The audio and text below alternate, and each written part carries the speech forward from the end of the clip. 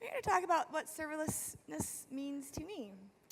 I was basically invited here as your token ops nerd, and that means my job is basically to make all of you feel slightly worse about yourselves and the world. Facts of life, real talk, other fun stories. Oh my God, I read this thing on the internet the other day. If you know me at all, you know how much I love thought leadership. And this article was amazing, and I totally wasn't going to pick on it anymore. But it had this amazing diagram, and I don't know what it means, but my friend Lamont Lucas called it a Venn diagram orgy, so I couldn't not. I just couldn't. I had to leave it there. So serverless. Yay, this is the new hypey term of the year. Great. Trends are always hype-driven to some extent. As far as I can tell, serverless means it's kind of a rebranding for APIs and platforms, which is what we called them a few years ago, but we couldn't charge as much. It's also kind of just like the latest incarnation of what we call technology and capitalism, right?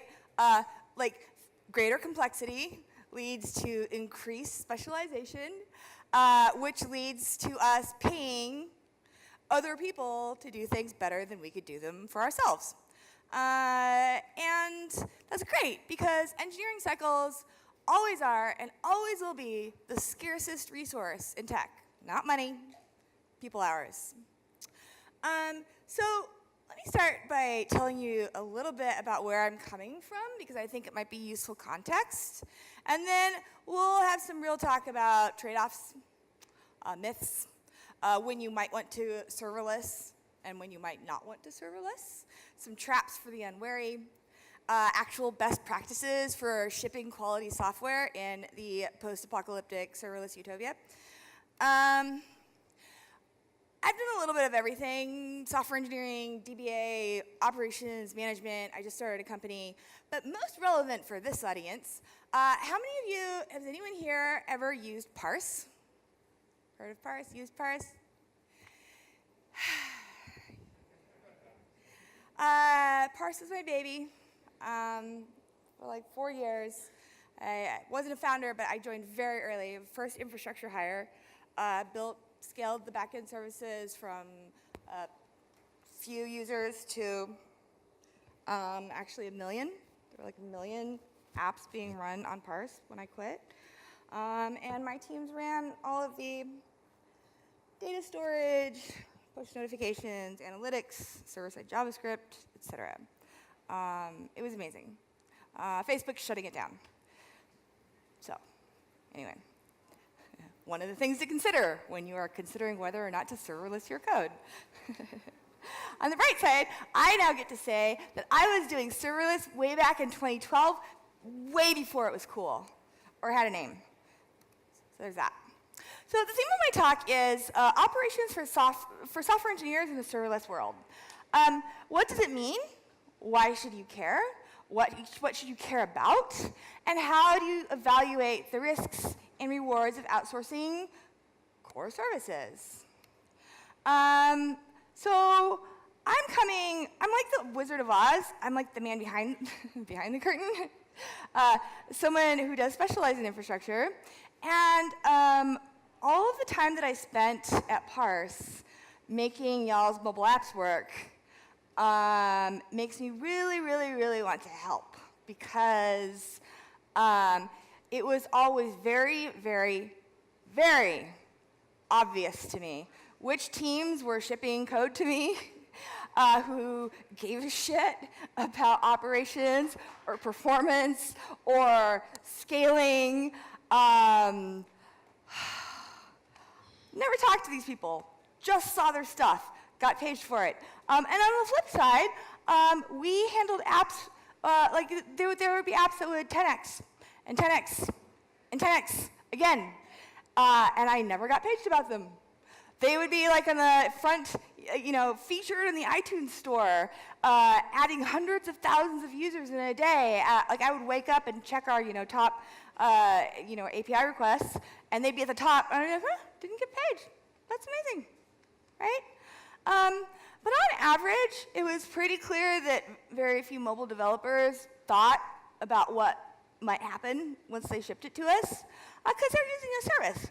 And as everyone knows, all services are magical pixie dust. And if you throw money at them, they go faster.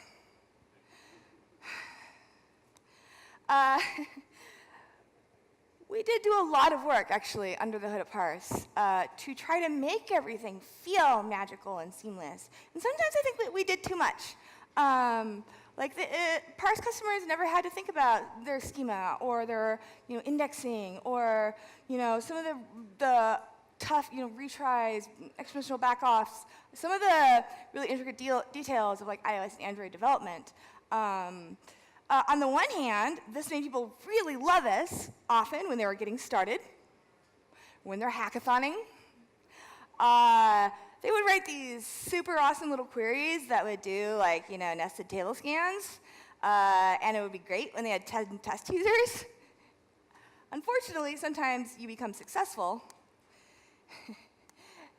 They'd get featured in the front page of the iTunes store, and within hours, they'd have hundreds of thousands of users, and all their queries are suddenly timing out, and they're getting auto-throttled by the API and they'd start yelling at us, "Parse is down!" No. No. Oh, shit, I forgot I have a whole story here. Yeah, story and memes. I cannot scale you if you want to run 5 full table scans on every query. I can't. Services are not magic pixie dust. And I'm not saying that we were perfect either. There are a lot of things that I would have done or designed differently, hindsight. But operations, this is a contract between you and me. And I'm speaking to you here as the hypothetical application developer. How many of you here are application developers? Pretty much? Yeah? Okay, cool. This is a shared responsibility. Now, it's a living document. It's constantly changing, but it's still a shared responsibility. And if you start out thinking like Rainbow Dash here, you might have a bad time eventually. This idea that serverless computing will liberate engineers from having to think about the consequences of the shit that they write? Not true. In a brave new world where you don't have embedded ops teams, your ops teams are Google SREs, systems engineering at AWS, PagerDuty. Awesome, right? But they can't design your application for you. You actually have to own that. And a lot of the hype around serverlessness seems to come from a place of how amazing it is for prototyping and how quickly you can spin up new things. Super 100% true. You can churn out experiments really fast using Parse or Firebase or Heroku without having to think about the life cycle of the code that you write. And that can be really seductive. After a while, you might be tempted to stop thinking about what you're doing as a shortcut and start thinking that the speed of light and the CAP theorem should start accommodating you. If you're successful, you're going to get users. And as we all know, with users come problems. Good problems to have. Lots of problems. What Rainbow Dash is processing right now is the need for better operations. Okay, first, Pony needs a drink. Poor little Pony. And I say operations, for some people this is a weirdly loaded term, so I want to define it, just so that we're on the same page about what we're talking about here. Raise your hand if you think of yourself as someone who does operations work. Cool. Every single one of you should have raised your hands. Every single one of you. Operations is not a role. It's the combined sum of the skills, the knowledge, the values, the traditions, the implicit and explicit values that your company has developed around shipping and maintaining quality software. Everybody from tech support to CEOs, like participates in your operational outcomes. And this is how you should think about it. And I'm not saying that everyone does, if you have clients, you do operations. I'm not saying it's done well. Dude, so many companies have such fucked up ops cultures around heroes and martyrs and saviors, and like I'm not making excuses. And they bear a lot of responsibility for how violently some people react when they're accused of needing to do operations. You know, that's a thing. But if you go and tell me that your company doesn't do ops, I'm just going to assume that either you don't have any software or customers, or you are systematically devaluing an entire discipline of skills and processes that actually produce high-quality software and systems. And just anecdotally, like so many of the companies I've seen out there who brag about how shitty ops is and how they don't do it. Oh, yeah. So they hired 3 times as many software engineers as they should need to solve the problem set. And those software engineers are running around with their hair on fire, wasting their time doing low-hanging fruit. In general, you do not improve a thing by ignoring or denying that it exists. You improve a thing by identifying it, valuing it, expressing that value, like enlisting people to be excited about making it better, and working to improve it. Which is why I started the hashtag #NoDevs. It makes just as much sense. Also, I just really like this slide. I couldn't not. Yeah. Operations is a fact of life. When you talk about operations engineering, do these look like optional things for a successful service? I would say these are table stakes. I would say that software engineers in general, especially the ones on the application side and the mobile side, need to start being more full stack, thinking more about the life cycle of their code, how it's going to be used. God, I could rant about this for a really long time. Moving along. What does this actually mean in a serverless world, right? Like, how are roles shifting? What is the future of this discipline? Let's identify some trends and do some thought leading, shall we? A lot of this ground was covered by Patrick's awesome talk about what DevOps means. Wasn't that? I love that talk so much. It was so good. So I'm going to skim past some of the technical details. All this is going to be on the web, right? So if you didn't catch this talk, watch it. It's like amazing. But first of all, what does this mean for you? You should always start with the question, what is your mission? What is your actual mission? Because every other follow-up question and every single answer is contextual. Like, you've got people here who are telling you great stories about what's worked for them. You've got people here who are giving you lots of advice about what you should do. And if you don't know the context in which that solution worked for them, you will be making decisions based on bad data. Here's a hint. Your mission is not building software. Ever. Writing software is part of how you get there. But it's not your mission. Maybe your mission is, helping people get healthcare, or building a great social gaming experience, making the world more open and connected, whatever. Even if your literal mission is writing a database, that's still not your mission. Sorry. Even if your product is writing a database, that's still not your mission. Your mission is, it's like meta, right? Your mission is empowering other people to accomplish their missions more cheaply, more whatever. Anyway, some people are like, isn't this like business shit? Like, why should I care? Because you can be the best engineer in the world and still be completely ineffective or fail or be dangerous if you don't know what to spend your time on. Also, first follow-up question, what are your core business differentiators? Like, what makes you different? What are you doing that people should want to give you money for? And the reason this is important is for many people, not all, obviously, these may be the things that you may never be able to outsource. They may be too custom. They may be too important. You may need to be like like for us at Parse, like Mongo. We had to become world-class fucking experts in Mongo. We couldn't outsource that. Like that was like the meat, the storage as a service that we were offering for our customers. We outsource lots of things. Mail, pingdom, billing, whatever. The things that are most different and unique about you are the things that you need to be most cautious about giving over control, which is what the trade-offs are about. I'll talk a little bit more about that. You can pay people to do work for you and to provide services. You cannot pay someone else to care as viscerally and as passionately about your success as like a holistic thing, right?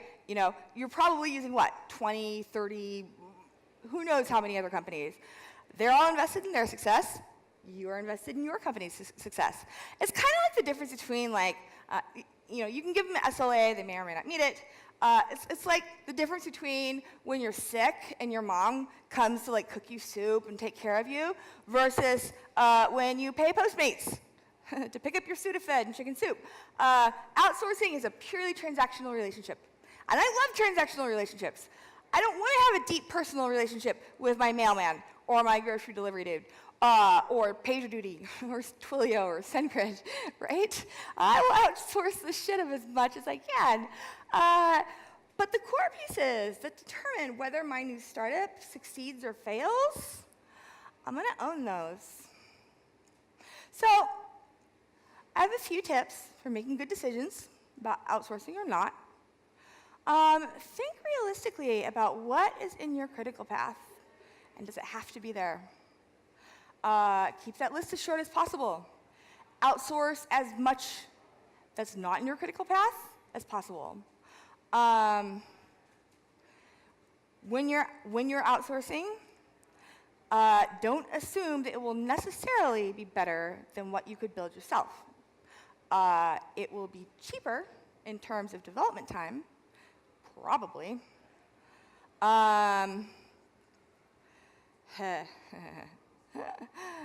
Mentally trimming rants. The things that are in your critical path that you choose to outsource, understand as much about those providers as possible. Understand what their likely failures are going to be, what their storage is under the hood. If you're like sending off a query and you don't know if it's going to Cassandra or Postgres, you're not going to be able to solve that problem very well. Because even when you outsource the work for a problem, you're still on the hook for the consequences and the results. You cannot blame shift and blame your vendors when there are problems. You chose them. It's on you. Have you seen postmortems from companies where they blame other companies for their downtime? It's really tacky. It's not cool. It's on you. And it doesn't have to be perfect. Nobody expects 100% uptime, but you made choices. A lot of serverless technology is still going to cost you innovation tokens, in Dan McKinley's famous words on choosing boring technology. It's not free. It's not magic.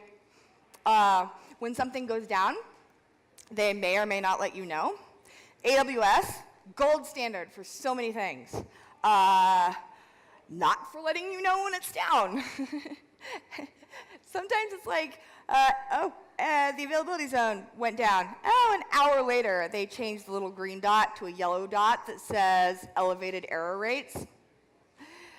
Anyway, when something goes down, they may or may not let you know.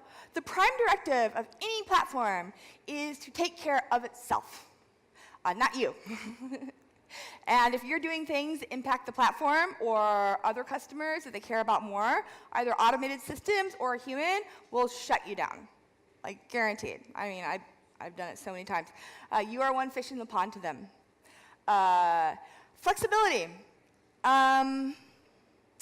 it is much easier, it is a more tractable problem to build reliable platforms and services when you strictly limit the feature set, when you make the lane narrow, right? DynamoDB, great example of this. It's amazing at what it does, but like, here's your path. You stay in this lane, don't do anything that's outside the lane, or you'll be very unhappy. Let's talk about other people's platforms. Other questions to ask yourself when you're thinking about outsourcing something. Understand their co-tenancy model. For example, Heroku, their dynos, their databases, all very autonomous. Not connected by any control plane. Nobody can do anything to a Postgres instance that will fuck up your Postgres instance, right? Separate. Most companies do not have that level of a co-tenancy. Whoops, that's yeah. What's the performance variance like? And do you know where the variance is coming from? Do they know? How much can you instrument it? How much visibility have they baked in for you to be able to debug what's happening with someone else's platform? Consider vendor lock-in. I'm not saying this to be prescriptive or determinative, but how confident are you that that service is going to be around in 2 years? You ever heard of Price.com? AWS aside, automated status pages are a really good signal of confidence. It's a spotty, human-driven post-hoc incident reports are not. Like generally, when people are like, yeah, our service is up most of the time, they build a way for you to see that. Heroku's great at this. Yeah, it's just a sign of maturity. Oh yeah, your data is your responsibility too. God, this is like a 2-hour talk right here. But like I said, query performance tuning, entirely dependent on the underlying data stores. Take off-site backups of your own if you can. Understand what their model is for restores. If you're taking off-site backups for yourself, make sure that you're regularly testing restores. Like once a week, have something that just like unpacks, whatever. Like if you're not testing your restores, you have Schrodinger's backups. You don't know if you have backups or not. Same can be true if you're outsourcing it to a database as a service. Another subject that deserves a lot of time, fortunately Patrick covered a lot of this, is instrumentation.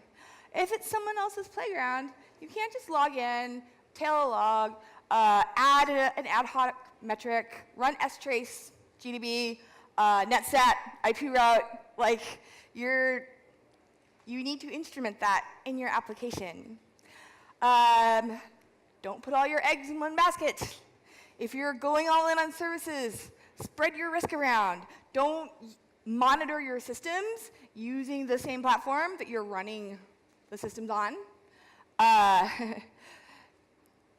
Way back when Pingdom was hosted in US East 1. US East 1 went down. Didn't find out about it for a little while because everything that I was running was down and my monitoring service was down. So like, you got to think about the dependencies. Like, these are just questions to ask so that you understand how your thing is going to fail and what you can do about it, right? Examples of questions that your instrumentation should empower you to answer instantly. And these are the operational things that application software engineers really need to understand, right? It's like, okay, so let's say that your 99th percentile latency bucket has doubled over the last couple of hours. That's not going to show up on like a graph that is just showing your average latency. But would you know if it happened? And how would you find out why? How would you debug it? Can you correlate it to an event? Can you correlate it to a deploy? Can you correlate it to anything that happened on your provider? If a user writes in to say that your service is down for them, but your metrics all look fine, do you have the ability to tell if they're a dumbass and their Wi-Fi is off? Or actually, they're hitting an edge case, and it's legitimately down for a very narrow slice of your users. Cultivating and tuning your alerts, blah, blah, blah. This all sounds familiar, because it sounds a lot like ops, right? It is. You know, you're doing ops for your app. Sorry. And you should be good at it. Your users are going to expect you to be good at it. The fundamentals of designing and maintaining a service of any quality on the internet, even with all of these useful abstractions like, you know, APIs and tooth fairies, whatever, all the things that are between you and the bare metal, they matter. Software engineering teams that are good at this stuff don't tend to happen by accident. It takes caring and cultivating operational excellence as a cardinal value. If it's part of your mission. Don't get me wrong, I'm not telling you this should be part of your mission. I'm saying if it is, these are things you should care about. If quality is not in your mission statement, God, don't bother. It is a lot of work and energy. And if 2 9s or like a 9.5, if that's fine for your users, or you're just like running offline stuff, like, God, cut those corners. Build shoddy services.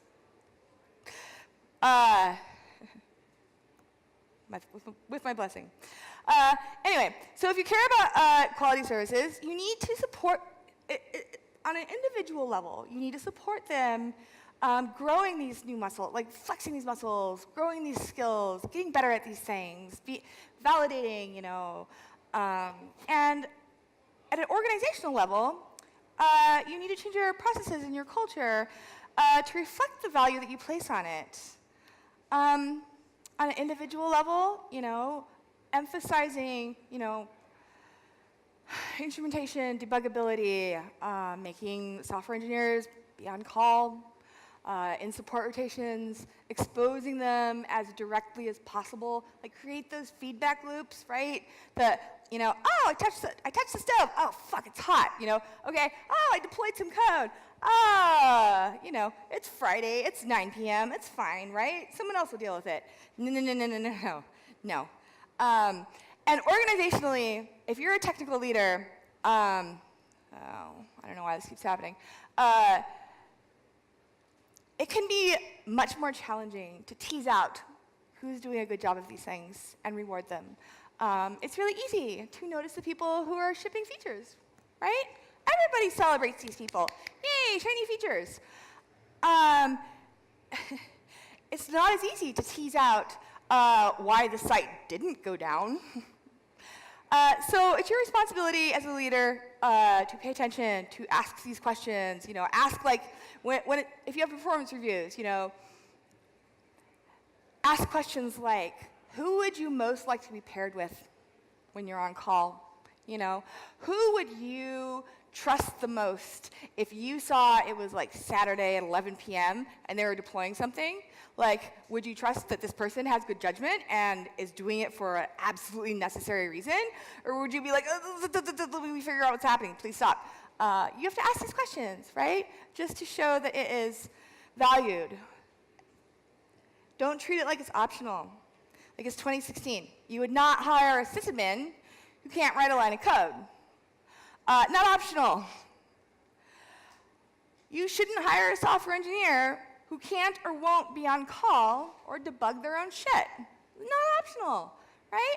Even your iOS and Android engineers who admittedly have a longer lag time, they should care and be interested in what happens to their code after they've shipped it, right?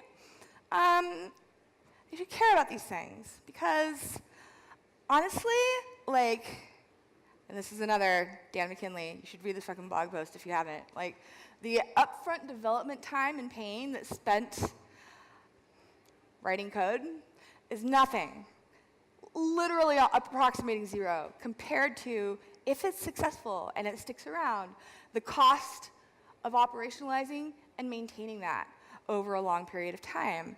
And the more you're aware of like, software engineers should want this. Like, it's like a superpower, like understanding and internalizing these things.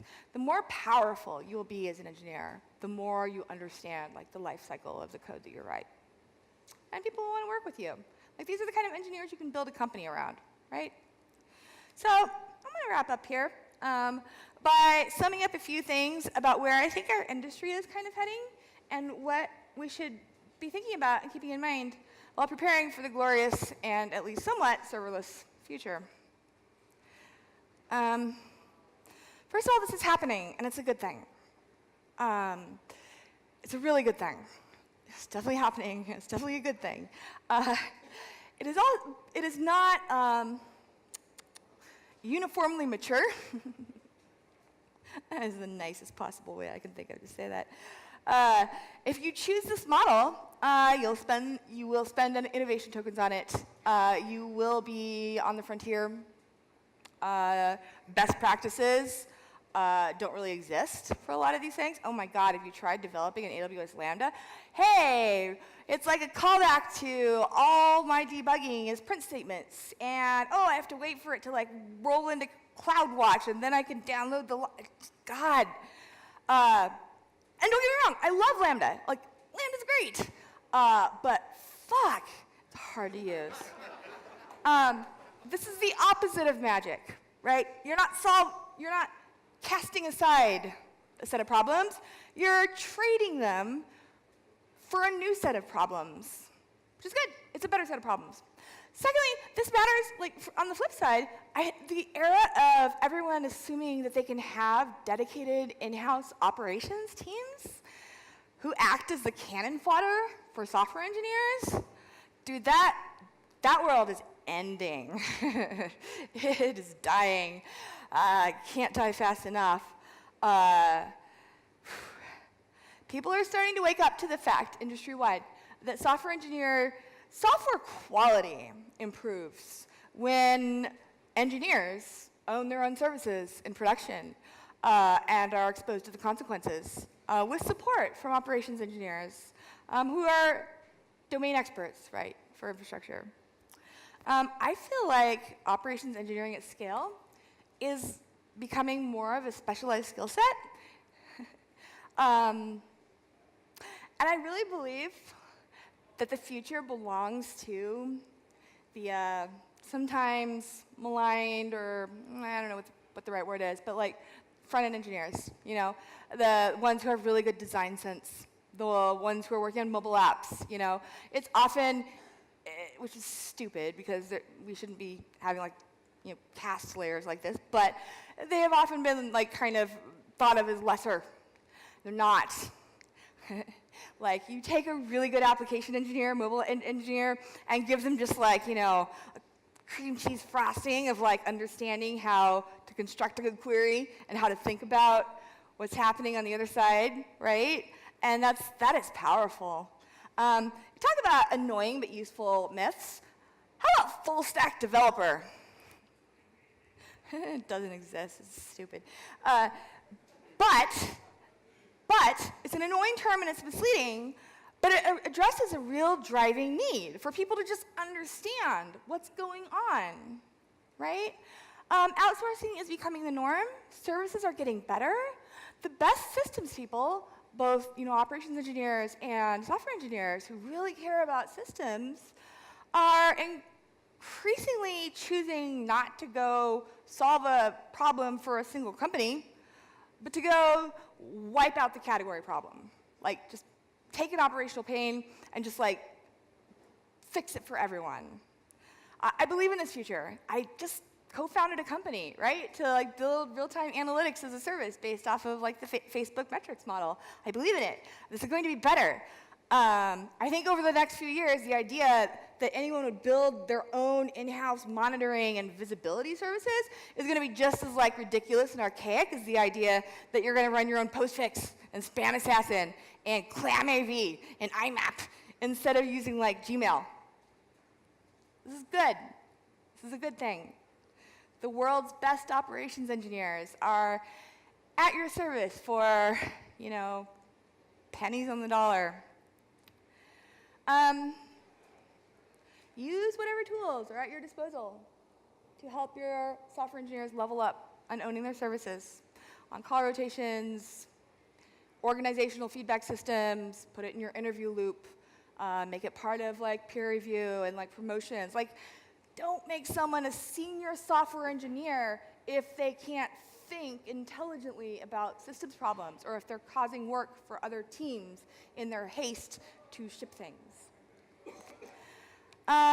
Because no matter how many abstraction layers we add, operational quality matters more than ever.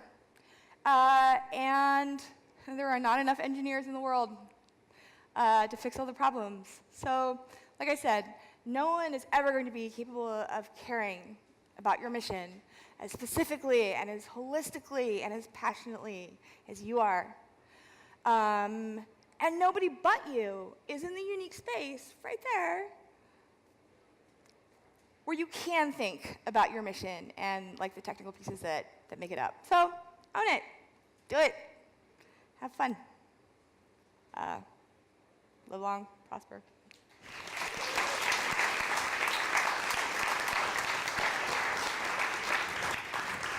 All right, thank you so much.